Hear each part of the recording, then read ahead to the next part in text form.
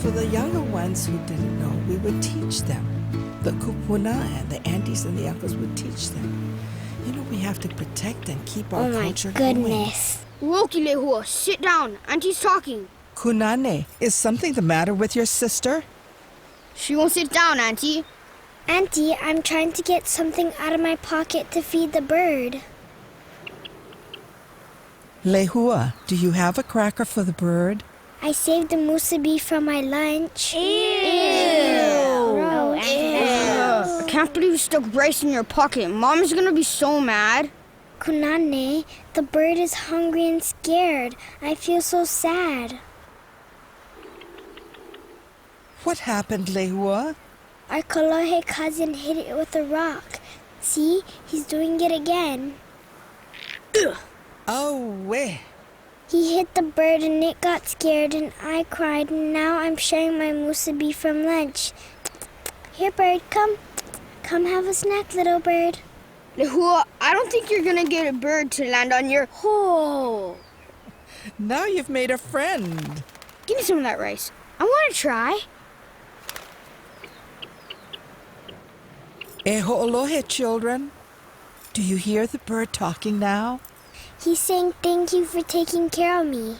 There is a story about a small child who helped care for the birds. Shall I tell it to you? Maybe you could tell it to our cousin Kaua'i too. Nice. Skills. Hui! Ehele mai. Come, join us in the shade. Oh, I'll keep an eye on him for you, Auntie. aloha, Auntie. Aloha, Kaua'i. You used to love listening to stories when you were little, but you're so big now. Oh, maybe you've forgotten already. I remember, Auntie. Well, maybe you haven't heard this one before. This story is about a group of people who lived in Hawaii many, many years ago. They were people like all of us, but at the same time, they were not like us. For one thing, they were very little. Like me? Oh, even smaller, Lehua. About 3 feet high, even when they were full grown. The Menehune were said to have special powers.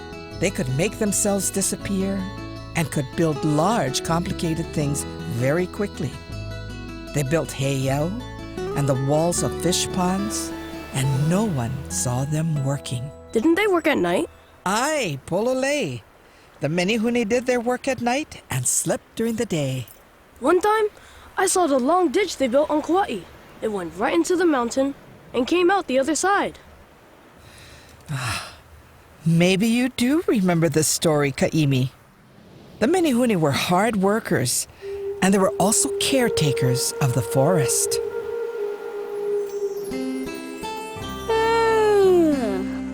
Mama, I'm going to look for my bird friends.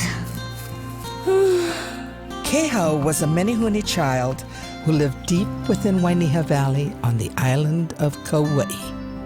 The Menehune looked out for the many birds that lived in the forest, and Kēhau took this kuleana quite seriously because he loved the birds with all his heart.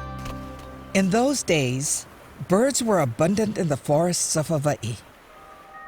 There were the i'iwi, the o'o, the amakihi, apapane, and the mamo.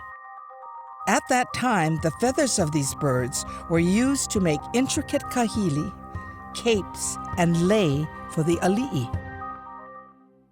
Expert bird catchers would spread sap on the branches of trees.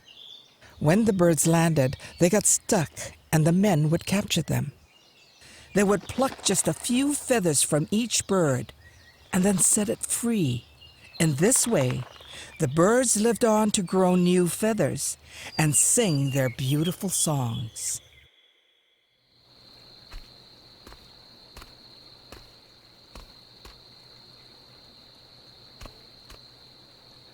Evie! Abapane! Where are you? Elepaio? It's too early for you to go to bed. I just got up.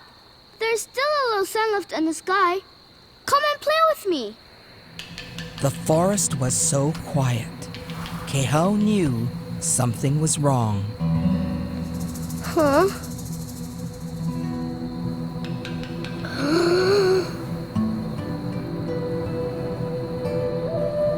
Oh no! What happened? Who could have done this? Who's there? It's me. Little Elepaio, are you okay? I was so afraid. It's all right. I'll protect you. It was a terrible thing to see, Kēhau. Some men came, and I thought they were the bird catchers. But these men were different. They used slings and rocks. Instead of taking just a few feathers and letting our friends go free,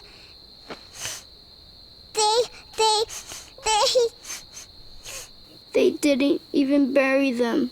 It was horrible. They took handfuls of feathers and dumped the rest here. They're gone now. No, they've made a camp. I heard them say they'll come back in the morning for more. No way, we won't let them. We can't stop them, Kēhau. You're small and I'm even smaller. Every Menehune knows that little ones working together can accomplish big things. But how? I'm not sure yet. Come with me. Kēhau and Elepaio set out to find the chief of the Menehune. He lived in a cave high in the mountains and was a wise elder who could be counted on to do the right thing. What we saw was terrible. And the forest is so quiet with all the birds singing, and their bodies are just lying there on the ground. Elepaio saw it happen, and she heard the men say they plan to come back again tomorrow. They will keep coming back until they've killed all the birds. I just don't know what to do. Kēhau, you were right to come to me. It is the kuleana of our Menehune people to protect the birds of the forest. But what can we do? They are huge, and there's so many of them. Menehune can build huge heiau overnight. Surely we can handle a few men and their slings.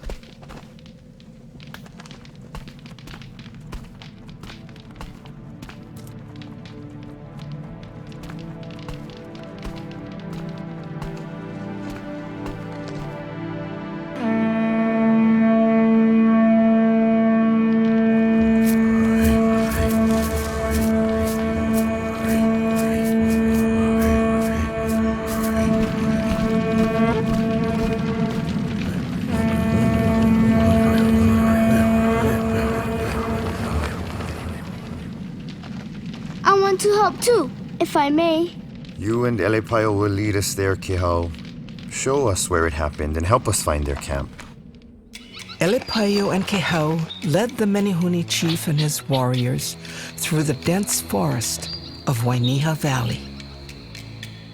Eventually, they found the men's camp in a thick understory covered with the flowers of the rare Nuku'i'iwi vine. Watch what happens now. You may not see me for a while, but I'll still be here, okay? All right. Shh.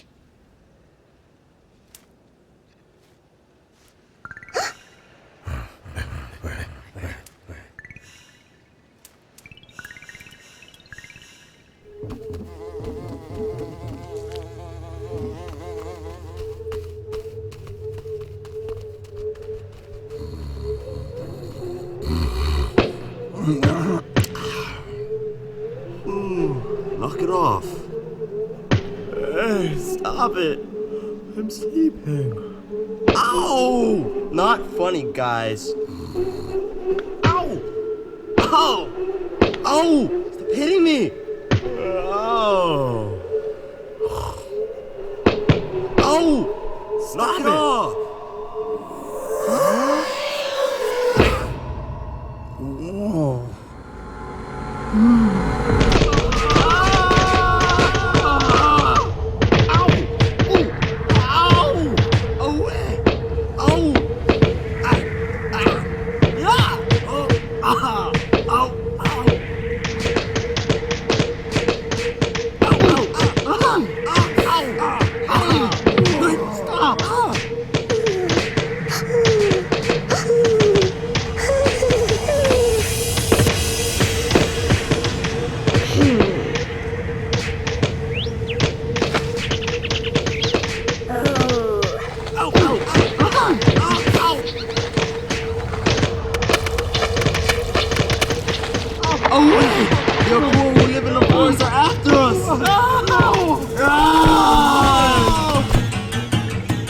Elepaio, help us! Don't let them get away! Come out, everyone. Help us defend the forest and avenge our friends.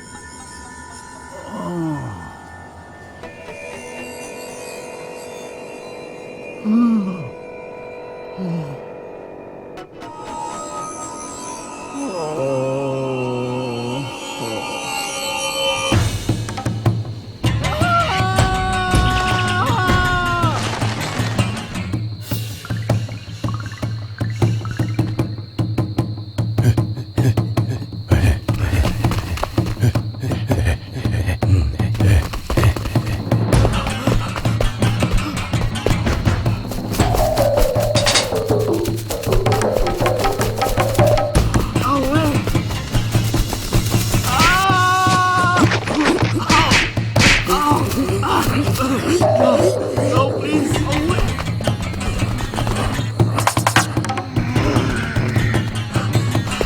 Oh, no!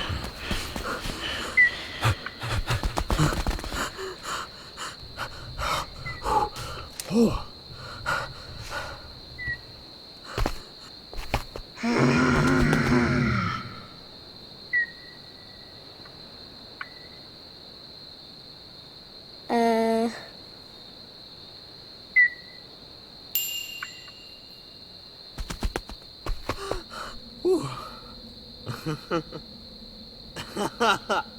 Nah.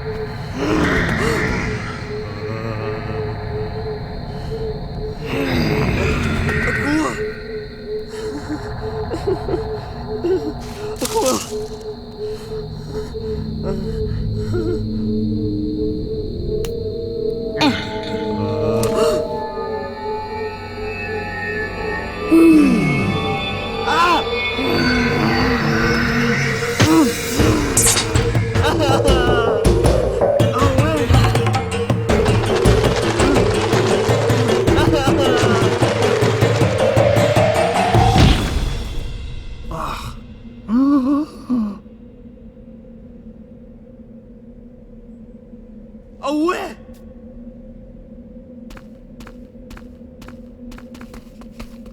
Please, no. Please, Akua. Please spare our lives.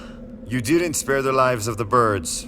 Our chief ordered us to gather as many feathers as we could. We were afraid to fail on our orders. Do you realize the harm that you have done? Please, Akua. We know we didn't trap the birds properly. We were reckless.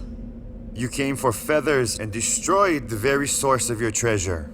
If you let us go, we promise never to harm another bird.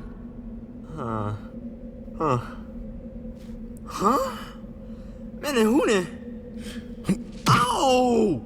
We Menehune are the guardians of this forest and the beautiful birds that live here. If you keep your promise, we will spare your lives and show more kindness than you did to our friends. But they're just birds, and there are so many more of them. What does it matter? Ow! These birds are precious. The forest needs them. If men keep killing them, in a short time, there will be none left at all. Without birds, how will you make for the capes?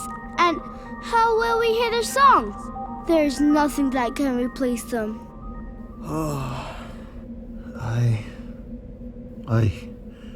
You were right. We are very sorry. Please forgive us. You must atone for what you have done.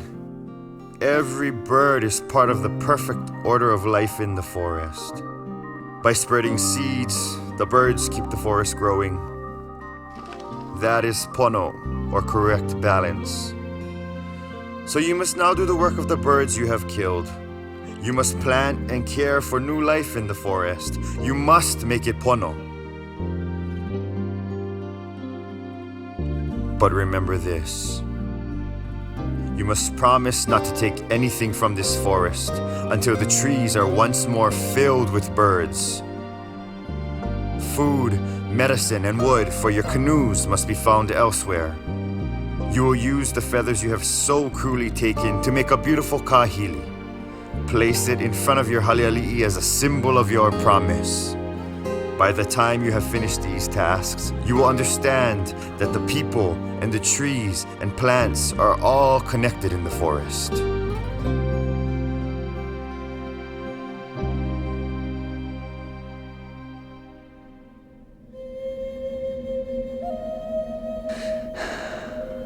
They left behind all the birds they killed. Come, we will place them under an ohi'alehua tree, where they will rest safely for all time. Do you really think the forest will be filled again with all the beautiful birds? I think if we're all careful, it will be so.